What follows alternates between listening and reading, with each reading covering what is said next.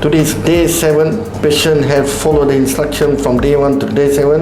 Technique SMART FUE. How is thing done? Heal very well. And today day 7, you can see he already healed very well.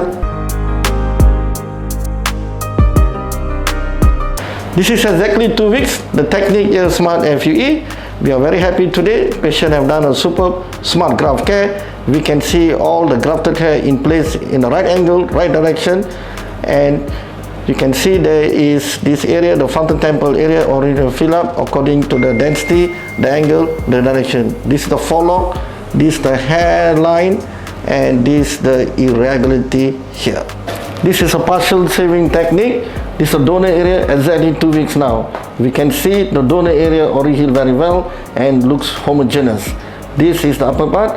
Today we're going to make this a slope so that this, the upper part and lower, it will match. He feel more better when he's going out to the public.